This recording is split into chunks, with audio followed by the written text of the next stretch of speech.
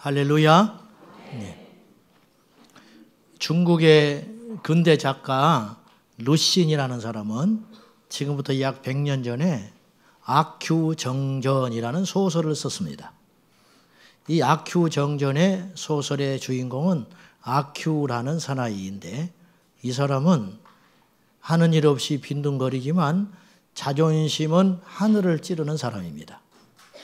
이 사람이 동네 나이 어린 건달들한테 시비를 걸다가 실컷 두들겨 맞습니다. 실컷 두들겨 맞고 나서 일어나서 하는 말이, 나는 아들한테 맞은 격이다. 내가 어찌 아들뻘 되는 사람들과 싸울 수 있겠는가? 그래서 나는 사실은 패배한 것이 아니다. 이렇게 웃으면서 일어나요. 근데 정작 악큐 자신은 자신보다 힘없는 사람을 만나면 괴롭히는 찌질한 남자입니다. 작가 루시는 이런 악큐의 근성을 정신승리법이라고 하는 말로 표현을 했어요. 즉, 실제로 패배했는데 불구하고 자기는 지지 않았다고 확신하는 것. 이게 비겁한 그 당시 중국의 사회상이라는 거예요.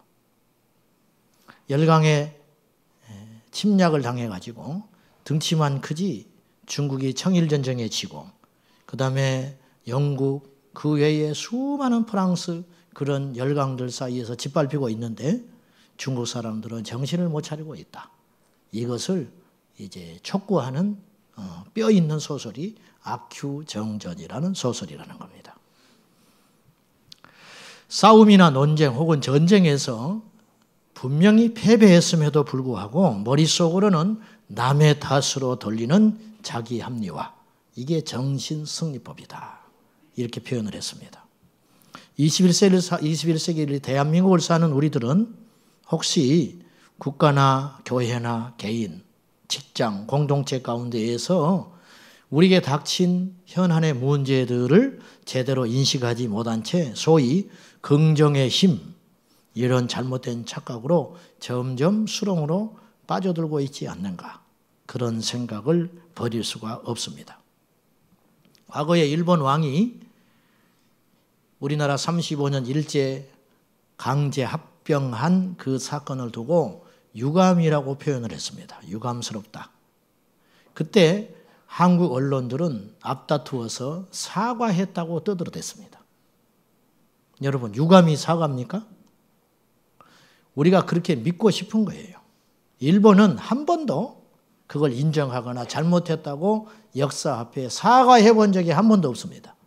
그럼에도 불구하고 우리는 그렇게 받아들이고 싶은 겁니다. 이게 정신승리법입니다. 이 유감이라는 말을 쓴 뒤로부터 한국 정치인들이 못된 걸 배워가지고 엄청난 큰 잘못을 저질러 놓고도 유감입니다. 그런 말 한마디로 유유히 빠져나가고 있습니다.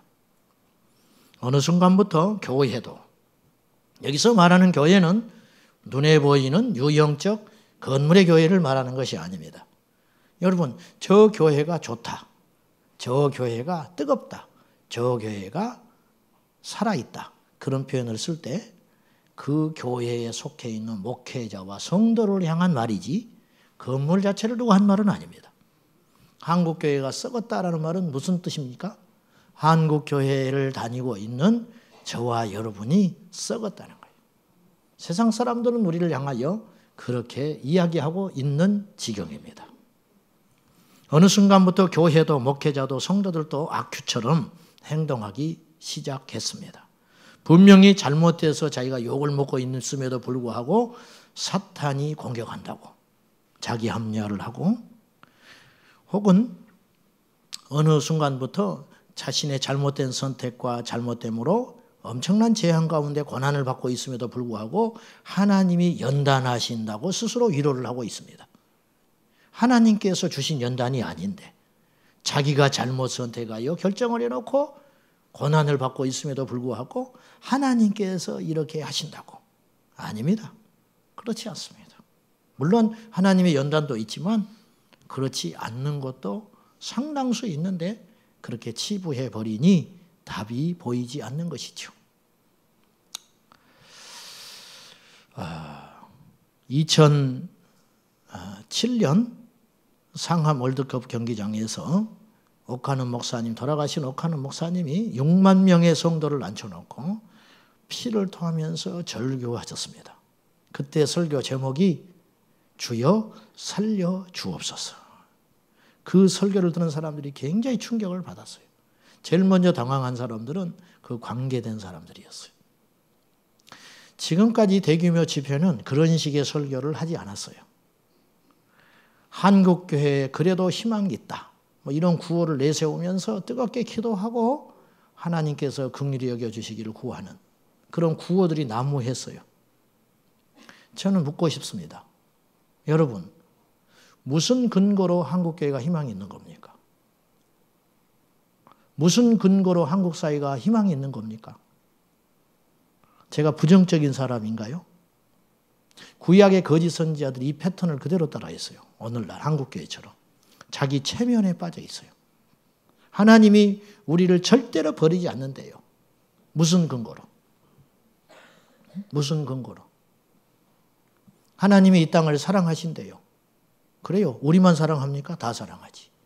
무슨 근거로 우리를 특별히 하나님께 이쁜 짓을 뭘 하길래 하나님 우리를 특별히 사랑한단 말이에요. 냉정하게 보자는 거예요. 냉정하게. 구약의 이스라엘 백성들이 주변의 열강들, 애굽, 아시리아, 바벨론, 모압, 아람 이런 거대한 제국들 사이에서 수없는 침략을 받았습니다. 그러면 정신 차려야 하거든요. 근데 여전히 우상 숭배하고 정치인들은 부정부패하고 탐관오리, 왕은 앞다투어 우상 숭배했고, 그래서 징계를 받음에도 불구하고 거짓 선지자들은 나가서 이렇게 외쳤습니다. 하나님께서 우리를 사랑하신다고. 그러니 점점점 수렁에 빠져들기 시작한 거예요. 그래서 엄청난 고통과 혹독한 시간들을 겪어야만 했습니다. 지금 우리 한국 사회가 그런 위기 상황에 직면해 있지 않는가 싶습니다. 지난 금요일 날 나는 팔레스타인의 저격수였다. 그 목사님이 회심하여 개신교로 개종한 목사님이 우리 교회에 오셔서 말씀 집회를 했습니다. 그분이 식사하시는 사석에서 굉장히 우려 섞은 이야기를 했어요. 앞으로 10년 후에 한국교회는 큰일 난다. 이대로 방치해 가면 큰일 난다. 유럽 교회와 미국 교회가 걸어갔던 전철을 절대 밟아서는 안 된다. 이슬람을 이길 수 없다. 유럽 교회나 미국 교회도 그랬다. 한국 교회는 꽃도 피우기 전에 지고 있는 것 같다. 이런 위험의 소리들이 계속 외부에서 들려오는데도 불구하고 우리는 자기 착각에 빠져 있지 않는가. 우리가 정신 바짝 차려야 합니다. 지금 영적인 쓰나미가 엄청나게 밀려오고 있습니다. 이슬람이 몰려오고 이슬람의 자본이 들어와 가지고 쌀도 할랄 인증이 됐다는 거예요. 이게 아주 무식한 소리라는 거예요. 이만석 선교사님이 이런 이야기 했어요. 쌀을 할랄 인증을 받았다는 거예요. 식물은 할랄과 관계가 없다는 거예요. 돈에 눈 멀어가지고 마치 할랄 인증 받으면 이슬람에서 다 무조건 갖다 먹고 소비할 줄 알고 자존심도 없이 다 내주고 해가지고 지금 무서운 일이 벌어지고 있다는 거예요. 우리가 이거 정신 바짝 차려야 합니다. 지금 영적인 제약의 쓰나미와 사탄의 쓰나미가 밀려오고 있습니다. 이슬람, 동성애, 갖가지 우상의 문화들, 음란하고 폐역한 문화들이 세상 곳곳에 파고드는데 교회가 그걸 수호하기는커녕 교회도 똑같이 행동하고 있는 것입니다. 이런 냉정한 현실을 우리가 보아야만 이길 수 있다는 것이죠. 진정한 회개는 어디서부터 시작되어야 하냐면 내 자신을 바로 인정하면서 시작되는 거예요. 저는 기독교를 종교라고 이야기하는 데에 대해서 아주 치욕스럽게 생각하는 사람이지만 어쩔 수 없이 종교의 범주로 넣고 본다면 고등종교와 하등종교가 있는데 고등종교는 두 가지 특징이 있어요. 첫째는 경전이 있어야 고등종교입니다. 두 번째는 자기를 냉정하게 통찰하는 교리가 있어야 그것을 고등종교라고 해요. 한국교회는 초창기에 회개운동과 부흥운동이 함께 맞물려 갔는데 언제부터이든지 강단에서 회개를 외치는 소리가 없어져 버렸어요. 왜 그럴까? 옥하는 목사님이 고백한 대로 주여 나를 용서해 주십시오. 주여 나를 살려주십시오. 6만 명 성도가 모인 곳에서 옥 목사님이 무슨 고백을 했냐면 제가 실패자다. 내가 목회 잘못했다. 이유. 성도들한테 회개를 외치고 죄를 씻도록 해야 되는데 그렇게 설교하니까 성도들이 싸해지더라는 거예요. 듣기 싫어하므로 자기도 어쩔 수 없이 귀에 달콤한 소리를 수없이 했다. 그러면서 자기 고백을 했어요. 이래서는 소망이 없다는 거예요. 오늘 우리를 바로 봅시다. 눈 멀고 벌거벗었는데 손가락질을 세상에 해대고 있는데 우리는 하나님의 자녀요. 우리는 여전히 문제없다는 정신승리법으로 무장하여 꼭꼭 닫아져 있지는 않는가. 하나님의 징계를 사탄의 공격으로 자신의 잘못된 잘못으로 자신의 잘못된 선택으로 비롯된 수많은 난제들과 문제들을 하나님이 연단하신다고 스스로 자의하고 있지 않는지 우리를 보자는 거예요. 어디 하나님께서 몇백억씩 빚을 내서 교회를 지게 하고 성도들한테 그렇게 피해를 주고 그리고 나서 주저앉아가지고 하나님이 연단하시니 하나님이 곧 회복시켜 주신다고. 무슨 근거로? 하나님이 거대한 성전 짓는 걸 기뻐할 줄 압니까? 요한계시록에 나타난 7교회는 서머나 교회와 빌라델비아 교회만 유일하게 칭찬 들었습니다. 이 두 교회의 특징이 있습니다. 네가 작은 능력이지만 네가 하나님 앞에 믿음으로 잘 살았구나. 그 칭찬하는 거예요. 작지만 네가 고난이 많았고 핍박이 많았지만 믿음을 버리지 않았다. 주님이 이거 칭찬하는 거예요. 누가 우리 보고 큰일 하라고 합니까? 하나님이. 누가 우리 보고 큰일 하라고 불렀어요? 큰일은 주님이 하시는 거예요. 우리는 주님의 십자가 지고 묵묵히 외길로 가면 되는 거예요. 우리가 할 수 있는 건 아무것도 없어요.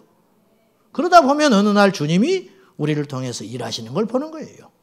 모세가 자신의 힘으로 이스라엘을 구원하려고 했어요. 실패했습니다. 40년 광야의 혹독한 연단의 길을 겪으면서 깨달았어요. 내가 할 수 있는 일이 아무것도 없구나. 그리고 실어증 걸려서 아무것도 할 수 없을 때, 누구한테 말도 하지 못하고 있을 때 주님이 찾아오셨습니다. 내가 할 수 없다 할 때, 나를 정확히 볼 때, 나는 흉악한 죄인이고 쓰레기 같은 존재고 수없는 사람에게 피해를 입히고 있는 부족한 자라고 인정할 때 하나님이 그때 나를 찾아오셔서 사용해 주시기 시작하시는 거예요. 오늘 본문을 보시기 바랍니다.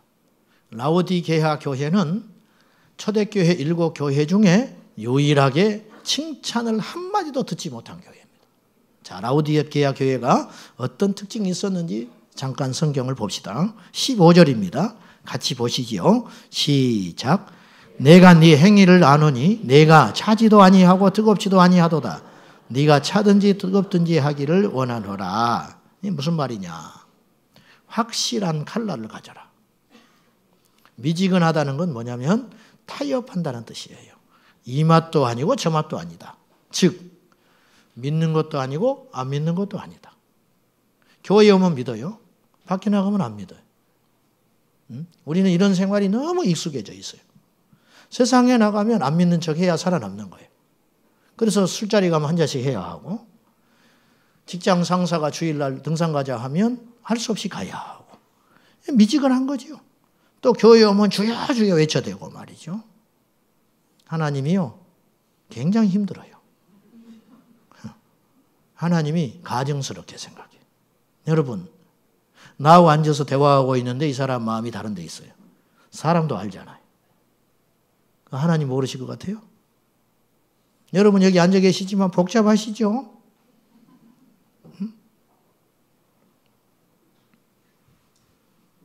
타협하고 있는 교회. 두 번째, 라오디게아의 교회의 특징. 17절 보세요. 시작. 내가 말하기를 나는 부자라. 부요하여 부족한 것이 없다 하나 내 공고한 것과 가련한 것과 가난한 것과 눈먼 것과 벌거벗은 것을 알지 못하는도다. 무슨 말입니까? 자기 착각에 빠져 있다. 자기를 정확히 못 봐요. 이게 무서운 일이다니까요. 부자처럼 보이지만 사실은 부자가 아니에요. 라오디게아 지역은 광물이 풍성해서 실제로 부자가 많았어요. 성도들이 부자가 많으니 교회도 부요했지요. 어쩌면 7교회 중에 가장 겉으로 보기에 외형적으로는 부요하고 문제없는 교회처럼 보일지 몰라요. 그러나 사실은 라오디게아 교회는 주님의 관점으로 볼 때는 가난한 교회입니다. 벌거벗은 교회입니다. 그리고 눈이 멀어버린 교회입니다. 자기 착각에 빠졌다는 거죠. 인간은 누구나 자신을 잘 못 봐요. 우리 자신부터. 이 땅에 있는 모든 목사님들은 어떤 착각을 하냐면 자기가 설교를 제일 잘한 줄 알고 있어. 그리고 이 땅의 모든 성도들은 자기가 제일 예수를 잘 믿는 줄 알고 있어요. 안 그래요? 안 그래. 그리고 그 부분을 건드리면 폭발합니다. 폭발하잖아요. 너 그런 식으로 예수 믿으면 안 된다? 폭발하잖아. 목사님 그런 식으로 하시면 안 돼요. 우리 소리를 좀 들어주세요. 그러면 딱 문 닫아버리잖아. 안 듣잖아요. 왜? 내가 맞는데 왜 들어? 내가 틀리지 않았는데. 이게 모든 문제의 시작이에요. 자기 객관화를 이루지 못하는 거죠. 사람은 다 자기에게 호의적이고 이기적입니다. 자식도 내 자식은 무조건 이뻐 보이는 거예요. 안 그런 줄 아세요? 나는 우리 애가 한 번도 안 예뻐 본 적이 없어. 근데 나도 알아. 내 새끼가 별로 안 예쁘다는 거. 객관적으로. 한 번도 예쁘다는 소리 못 들었어요. 다른 칭찬 들었지요. 착하다.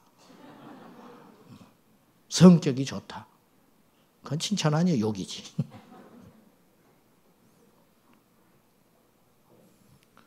우리 넷째 형님이 외삼촌, 사촌 형님하고 같은 또래가 있었어요. 근데 외삼촌이 곧잘 씨름을 시켰대요. 둘이 같은 또래니까. 근데 우리 형이 좀 더 센가 봐. 그래가지고 곧잘 이겼어요. 그걸 보고 있던 우리 외할머니가, 우리 외할머니가 인정이 많고 우리한테 참 잘해주는 따뜻한 분이었음에도 불구하고 외손주가 친손주를 이기는 걸 보고 불끈해가지고 저놈은 유달리 세게 넘어뜨려. 미워가지고 그랬다는 거예요. 손주도 친손주한테 더 정이 간다는 거예요. 왜? 내 피, 내 혈통을 이을 자식이기 때문에. 그러면 다른 거는 말 다 했죠. 응? 그렇던가요? 친손주가 더 이쁘세요? 회개하세요. 회개해야 돼. 이게 인간의 습성이요 본능이라는 거예요. 응? 다윗의 위대성이 어디 있는지 아십니까? 저는 다윗이 골리앗을 이긴 것으로 별로 감동받지 않아요. 그건 하나님이 하신 일이니까. 다윗의 인간성과 믿음을 볼 수 있는 대목들이 많이 나오는데 그가 그의 아들 압살롬에게 패해가지고 궁궐에서 도망갈 때 맨발로 비참하게 머리를 풀고 도망갑니다. 그때 시므이가 사울의 후손인데 시므이가 쫓아오면서 날개 꺾인 다윗을 향하여 조롱하고 욕을 합니다. 네가 사울의 피를 흘리더니 네가 여호와께서 너에게 그대로 피를 흘리게 하신다. 쌤똥이다 말이지. 너는 벌받아도 싸다. 그때 곁에 있던 부하장수 아비새가 칼을 뽑아들고 죽은 개 같은 저것을 내가 베어버리겠습니다. 그때 다윗이 말립니다. 말리면서 하는 말이 위대합니다. 여호와께서 저렇게 하도록 허락하지 아니하셨다면 어찌 저런 말을 하겠는가. 그걸 받아들여요. 이게 엄청난 위대함이라는 거죠. 엄청난 위대함. 요나단의 아들 무비보셋을 아침마다 불러서 같이 밥을 먹습니다. 원수의 자식인데 사울의 손자인데 그 아버지 요나단이 자기에게 해줬던 그 따뜻함을 잊지 않으려고 했던 사람. 이 사람이 다윗이죠. 다윗이 환상을 보고 계시를 봐서가 대단한 게 아니고 자기 고백. 나단 선지자가 다윗이 엄청난 범죄를 저질렀을 때 그를 책망하고 나섰을 때 다윗은 그 자리에서 무릎을 꿇고 밤새껏 침상이 떠도록 회개하며 하나님께 엎드립니다. 이것이 다윗의 힘인 것이에요. 베드로가 예수님을 만난 후에 무릎을 꿇고 주여 나를 떠나십시오. 나는 죄인입니다. 우리가 예수를 믿으면서 한 번도 이런 고백이 없었다면 우리는 십자가를 모르는 사람이에요. 우리를 정확히 봅시다. 우리 교회를 정확히 봅시다. 정확히 제발. 오늘날 교회가 꼭 투전판 같아요. 어릴 적 장례에 가보면 윷놀이 하던 분들이 꼭 마지막에 싸우더라고요. 돈 딴 사람이 하나도 없대. 어린 마음이던 나는 이해가 안 갔어요. 거기서 돈이 돌고 돌았으니 누군가 돈을 땄을 텐데 전부 다 돈을 안 땄다는 거예요. 어디 간 거예요? 그 돈은 도대체. 오늘날 교회가 꼭 그와 같고 이 세상이 그와 같아요. 분명히 피해자가 있는데 피해를 준 사람은 없어요. 분명히 어떤 결정을 잘못하여 어떤 사람들한테 피해를 받는데 잘못한 사람은 잘못했다고 인정하지 않아요. 교회가 투전판 같아요. 저 사람 때문에 문제고 저 사람이 잘못했고 저 사람이 문제여서 우리 교회가 큰일 나게 생겼고 내가 잘못했다고 고백하는 소리는 거의 없어요. 거의 없어요. 세상과 교회가 다를 바가 뭐가 있어요.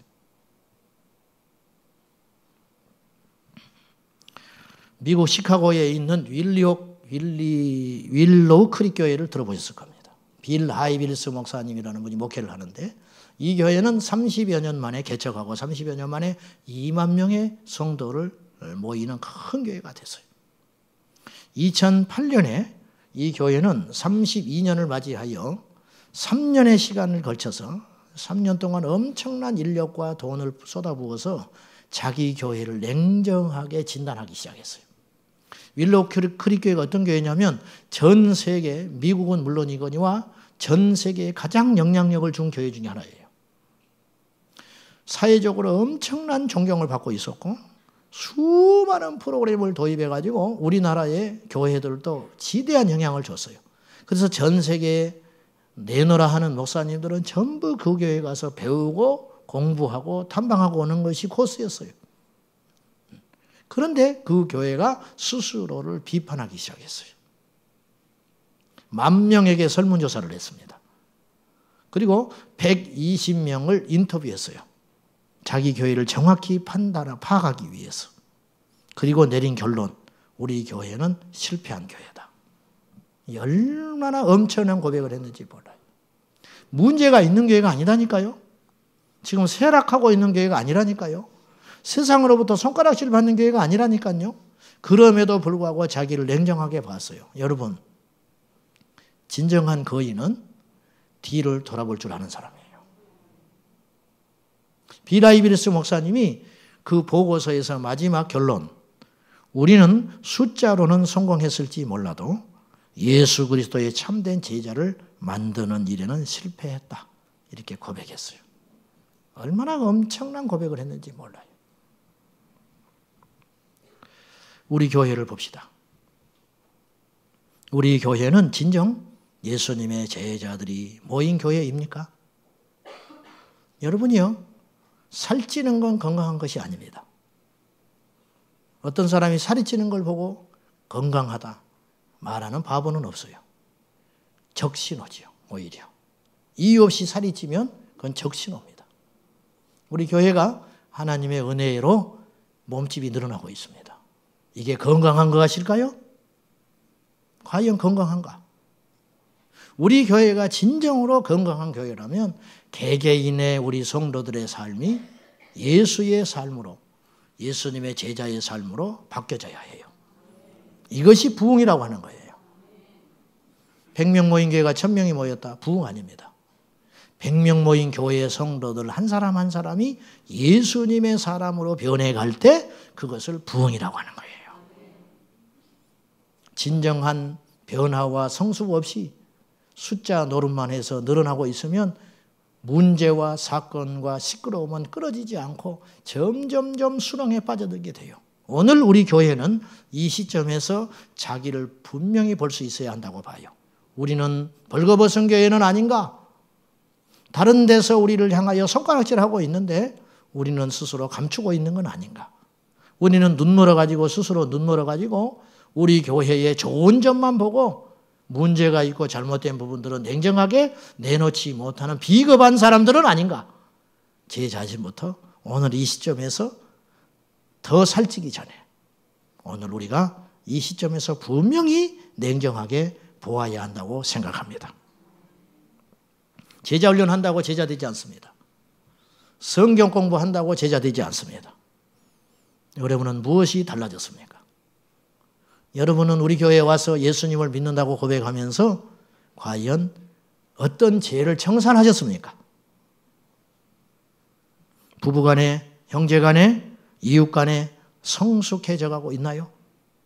이번 주 명절입니다. 이번 주 명절은 여러분의 제자됨을 확인할 수 있는 시험대가 될 것입니다.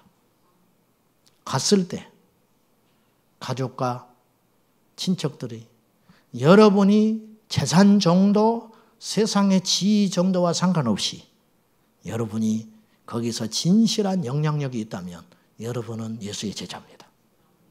그러나 우리가 떠나온 뒤에 우리를 향하여 손가락질을 한다면 저와 여러분은 예수의 제자 아닙니다. 두 번째, 우리는 진정 사랑하고 있는 공동체인가? 이거 냉정하게 따져봐야 합니다. 우리는 형제입니까? 경쟁자입니까? 우리끼리. 진정한 형제는요, 형제 허물을 덮어줍니다.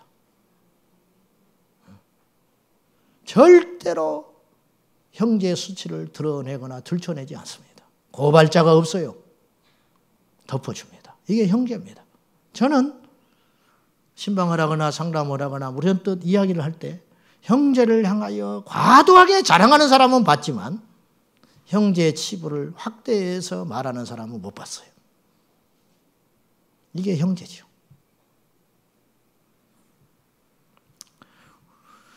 우리는 과연 진정한 예수의 사람인가?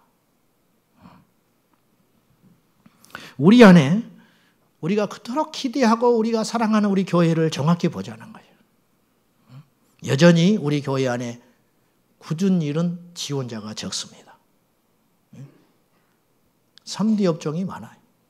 아직도. 여전히 회의와 모임 중에 공동체 이익보다 자신의 주장을 하는 소리들이 큽니다. 부서 이기주의는 없나요? 우리 부서를 위해서 다른 부서가 고통받고 있는 건 안 보이십니까? 내 마음에 드는 사람들과만 교제하고 함께 있으려고 하지 않습니까? 목사인 내 자신은 어떤가요? 은근히 교세 확장을 목표로 성도들을 이용하고 있지는 않습니까? 나도 모른지. 성도들은 자신의 필요를 위해서 모여들고 목사는 자신의 목적을 위해서 목회를 하고 있다면 그건 교회 아닙니다. 인간의 이익 집단 이상 이하도 결코 아닌 것입니다. 자신을 제대로 보고 인정하고 하나님 앞에 옷을 찢을 것이 아니라 가슴을 찢고 살려달라고. 어찌하면 좋겠냐고. 내가 아주 나쁜 놈이라고. 내가 아주 잘못 살았노라고 하나님께 고백할 때 진정한 기적은 일어나기 시작합니다. 주차를 이렇게 했는데 누가 차를 앞에 막아놨어요. 잘못된 거죠. 빵빵거려도 안 나타나고. 한참을 기다다가 전화를 했어요. 그 차주가 나타나가지고 한마디만 하면 돼요. 미안합니다. 정말 죄송합니다. 얼른 차 빼겠습니다. 그 말 한마디면 상황 끝이에요. 근데 그걸 안 해요. 인상 쓰고 들어 앉아가지고 좀 참으면 되지. 너는 뭐 차 이럴 때 이렇게 될 때 없나? 그런 눈초리로 쏴보면서 아무 소리 없이 차를 횡하고 빼가버리면 죽일 것 같아요. 죽여버리고 싶어. 나는 안 그러지만 여러분은 그럴 거라. 나는 목사니까 그렇지 않지만은 층간소음 위에서 도저히 견딜 수가 없어요. 누가 이사 들어왔는데 참을 수가 없다. 참다 벼르고 벼르다가 올라갔어요. 올라갔더니 현관에 제자광성교회 딱 붙여있는. 나와서 하는 말이 죄송합니다. 그렇게 큰 피해가 있는지 몰랐습니다. 자중하겠습니다. 그 한마디만 끝나는 거예요. 근데 그걸 안 해요. 절대 자기 인정 안 하고. 자식을 키우다 보면 그럴 수도 있고. 당신은 피 안 줍니까? 그리하면 살인 나는 것이죠. 예전에 신방을 했는데 오래전의 일입니다. 단독주택 3층에 이 집사님 부부가 주인으로 살고 있었어요. 갔더니 이분이 속상해서 울어요. 살 수가 없다는 거예요. 집을 팔아버리고 싶다는 거예요. 왜 그러냐? 밑에 세를 줬는데 시비가 붙었어요. 아래 사람하고. 그랬더니 밉다고 밤 12시가 넘으면 천장을 막대기로 찔러댄다는 거예요. 쿵쿵. 나는 위에서 아래에 소리 낸다는 소리는 들어봐도 밑에서 윗사람들한테 고통 준다는 건 처음 들었어요. 어떻게 해볼 수가 없다는 거예요. 해볼 수가. 지옥이죠. 여러분 지옥이 그거 아니에요? 지옥 아니에요? 인정하지 않는 사람과 산다는 것이 지옥이에요. 우리 믿음 좋으신 우리 여자 집사님들 남편 전도하고 싶으시면 오늘 가서 내가 잘못했다고 고백하면 다음 주에 그 남편 교회 나옵니다. 마귀 취급하지 마세요. 여러분이 믿음 없다고 사단 취급하는 그분을 내가 만나면 3박 4일 동안 할 말이 있어요. 그분도. 며느리는 시어머니를 인정하고 시어머니는 며느리를 인정하고 남편은 아내를 인정하고 아내는 남편을 인정하고 한마디면 돼요. 나 때문에 당신이 무척 힘든 삶을 산 것 같아. 미안하고. 그 한마디면 모든 것이 끝나요. 근데 이걸 이렇게 하기가 힘들어요. 예수의 사람은 십자가를 통과한 사람은 이렇게 살 수 있어야 한다는 거죠. 성격의 문제가 아니에요. 처세를 이야기하는 게 아니에요. 십자가에서 죽음을 경험한 예수의 사람이라면 십자가는 절대로 추상적인 게 아니에요. 십자가 한다고 해서 그 사람이 믿음의 사람이 아니에요. 진정한 십자가를 통과한 사람은 십자가에서 자신을 포기하고 죽을 줄 아는 사람이다. 오늘 라오디게아 교회에 내리는 처방이 3가지가 있어요. 정금을 사라. 그래서 진짜 부자가 되라. 이거 저는 믿음이라고 봅니다. 성경에 금은 믿음이에요. 변하지 않는 믿음. 오직 예수로 무장된 믿음. 다시 시작하라는 거예요. 라오디게아 교회를 향하여. 여러분, 다시 시작해야 돼요. 우리는. 이 시점에서 다시 복음의 본질로 돌아가야 돼요. 오직 예수를 우리 심장에 새겨야 돼요. 예수를 심장에 가진 사람은 불같이 혈기 낼 수 있어요. 사람이니까. 그러나 또다시 그렇게 못 살아요. 왜 그런지 아세요? 그날 저녁에 잠을 못 자기 때문이에요. 내 자랑을 막 할 수 있어요. 예수를 가진 사람도 나사가 풀려가지고 갑자기 자랑을 막 해댈 수 있어요. 그러나 돌아서서 나서 괴롭고 죽을 것 같기 때문에 다시는 그지 못해요. 다른 사람을 뼈아프게 아픈 소리를 한마디 팍 던져버릴 수 있어요. 그러나 돌아서서 내 안에 계신 성령께서 근심하고 애통해 함으로 내가 그렇게 못 사는 거예요. 이 사람이 심장에 예수를 가진 사람. 내가 이렇게 행동함으로 주변 사람들이 고통받지 않을까. 제가 제일 낙심하고 절망할 때가 언제인지 아십니까? 나하고 오랫동안 함께 지냈던 우리 형제들 중에 그렇게 말해서는 안 되는 사람이에요. 그 직분, 그 신앙의 연륜, 그 정도의 믿음의 깊이, 그 정도의 기도 생활하는 사람은 그렇게 말해서는 안 되는 사람이에요. 근데 그렇게 말해요. 내가 목격을 해요. 그렇게 처신을 해요. 저는 그날 저녁에 잠 못 잡니다. 저는. 이제 완전히 옛사람을 버리셔서 예수 안에서 새로운 피조물 되십시오. 성도들이 모이면 목사들한테 이렇게 이야기합니다. 목사도 사람이다. 굉장히 이해해 주는 것 같지만 그건 수치스러운 소리입니다. 목사도 별것 없는 거라는 거 아니에요. 그러니 무슨 설교가 힘이 있어요. 목사들이 모이면 무슨 소리인지 아십니까? 한지 아세요? 사람은 안 변해. 성도들 안 변해. 얼마나 비극적인 소리예요. 여러분, 사람을 못 바꾸는 것이 복음입니까?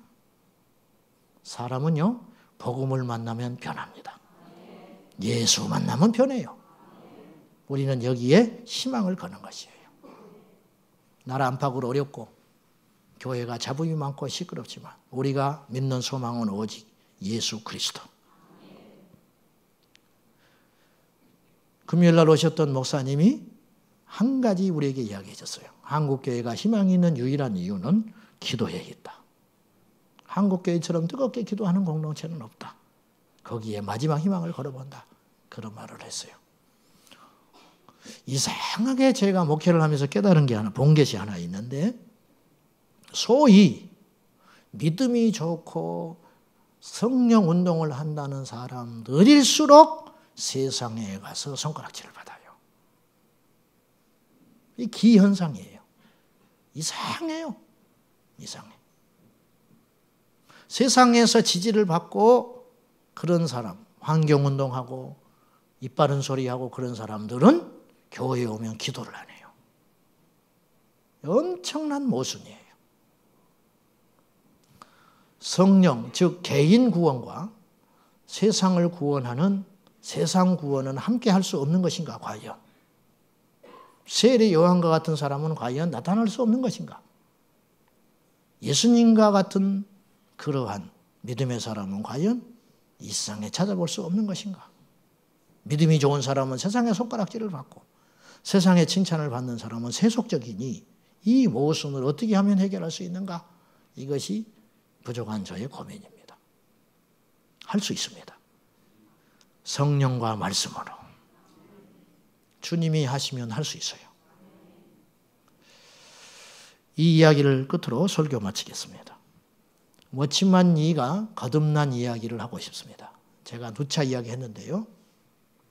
워치만 이는 뱃속에서부터 예수를 믿은 모태신앙인입니다. 어느 날 그는 그러나 거듭나지 못했다고 그의 훗날 간증에서 고백했어요. 엄마의 손에 이끌려서 교회를 다녔지만 자기는 거듭나지 못한 상태였다. 아주 어릴 적에 10살쯤 됐을 때 자기 모친이 교회에 집회를 갔다 왔어요. 특별한 집회. 갔다 왔는데 그날 분위기가 이상한 거예요. 어릴 때도 느낄 수 있었어요. 자기 방에 들어온 엄마가 무릎을 꿇고 워치만이 나를 용서해 주렴. 나는 그동안 예수 믿는 사람답지 못했다. 그러면서 우는 거예요. 워치만이는 훗날에 그 사건을 이렇게 고백했어요. 나는 그때 구원을 받았다. 여기 주목해 봐야 됩니다.